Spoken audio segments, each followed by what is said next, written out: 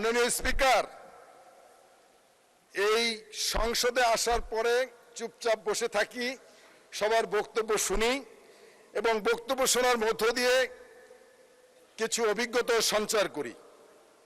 আমি এই সংসদে আসার পরে বিরোধী দলীয় সম্মানিত সদস্যদের বক্তব্য খুব মনোযোগ সহকারে শুনি।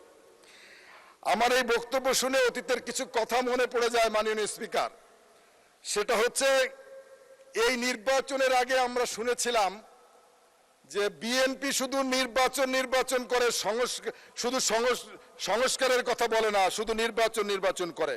যখন এই কথাগুলো তারা বলছিল মাননীয় স্পিকার, তখন তারা বাংলাদেশের 300 আসনে তাদের প্রার্থিতা ঘোষণা করেছিল।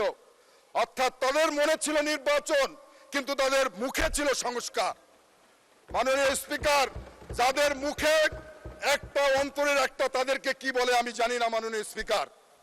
মাননীয় স্পিকার, এর পরে এই কথা যখন মানুষ প্রত্যাখ্যান করলো, আবার নতুন কথা শুনলাম, পিআর ছাড়া নির্বাচন করতে দেব না, পিআর ছাড়া নির্বাচন হবে না। মাননীয় স্পিকার, পিআর সম্পর্কে যতটুকু আমি বুঝি যে একটি নির্দিষ্ট দলের নির্দিষ্ট প্রতীকে নির্বাচন হবে, নির্বাচনের পরে ভোটের আনুপাতিক হারে সংসদ সদস্য নির্বাচিত হবে।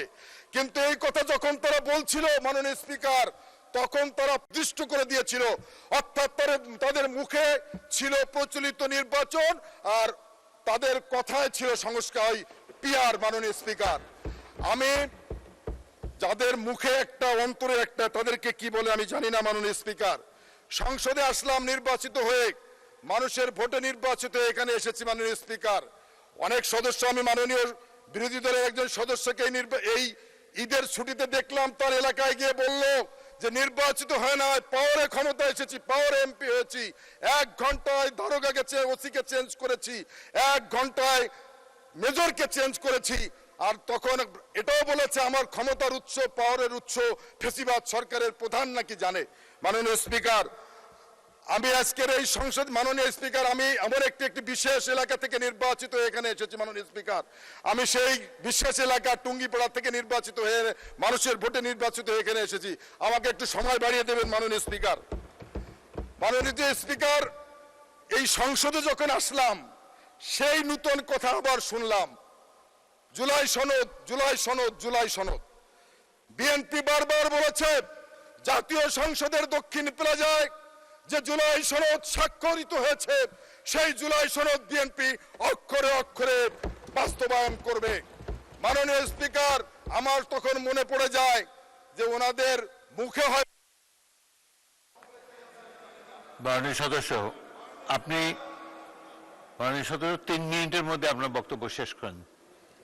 মাননীয় স্পিকার, বাজেট যখন আসলো, সেই একই আলোচনা, চানাচুর বারকা বাজেট, লুটপাটের বাজেট, উচ্চভিলাষী বাজেট। মাননীয় স্পিকার, শুধু বলতে চাই, ওনাদের মুখে হয়তো এটা আছে, অন্তরে কি আছে জানি না, তবে শুধু বলতে চাই, 17 বছর ফেসিবাদের বিরুদ্ধে লড়াই সংগ্রাম করতে গিয়ে সব থেকে বেশি নির্যাতিত হয়েছে জিয়া পরিবার। মাননীয় স্পিকার, যার বাবা সেনাবাহিনীর প্রধান ছিলেন, যার মা 3 বারের প্রধানমন্ত্রী ছিলেন, বাবা রাষ্ট্রপতি ছিলেন, তাকে ফেসিবাদী সরকার তাকে মেরে মেরুদণ্ডের হাড় ভেঙে দিয়েছিল। এখনো মেরুদণ্ডের হাড় এখনো বাঁকা রয়েছে। মাননীয় স্পিকার, আপনাকে শুধু বলতে চাই, শত নির্যাতনের কথা ভুলে গিয়ে 17 বছর নির্বাসিত জীবন শেষ করে প্রিয় মাতৃভূমিতে পা রাখলেন। এই মাতৃভূমির মাটি ছুঁয়ে লক্ষ কোটি মানুষের সামনে সেদিন 300 ফিটে বক্তব্য রেখেছিলেন মাননীয় আজকের প্রধানমন্ত্রী। ওনার বক্তব্যের মধ্যে কোনো সমালোচনা ছিল না, কোনো আক্রমণ ছিল না, কোনো প্রতিহিংসা ছিল না, কোনো বাগাড়ম্বর ছিল না। মাননীয় স্পিকার, সেদিন উনি জাতির সামনে বলেছিলেন, আমার একটি পরিকল্পনা রয়েছে দেশের জন্য, দেশের মানুষের জন্য। আমি বিরোধী দলের মাননীয় সংসদ সদস্যদেরকে বলবো, ধৈর্য ধরুন, অপেক্ষা করুন, বিশ্বাস রাখুন, আস্থা রাখুন। যার উপরে বাংলাদেশের মানুষ বিশ্বাস রেখেছে, আমরাও বিশ্বাস রাখছি।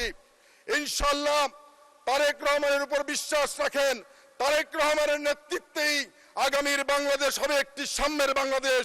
তারেক রহমানের নেতৃত্বেই আগামীর বাংলাদেশ হবে একটি মানবিকতার বাংলাদেশ। তারেক রহমানের নেতৃত্বে আগামীর বাংলাদেশ হবে একটি সাম্প্রদায়িক বাংলাদেশ।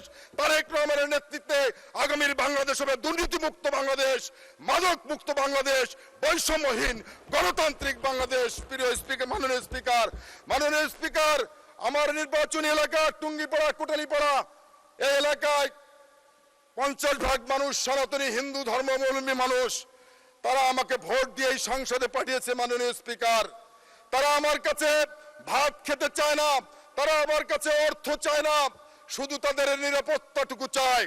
আমি আপনার মাধ্যমে মাননীয় স্বরাষ্ট্রমন্ত্রী মহোদয়ের কাছে আকুল আবেদন জানাই, আমার এলাকার সনাতনী হিন্দু সম্প্রদায়ের মানুষ যেন শান্তিতে নিরাপত্তায় থাকতে পারে, সেজন্য আপনি ব্যবস্থা গ্রহণ করবেন। মাননীয় স্পিকার, আপনাকে ধন্যবাদ।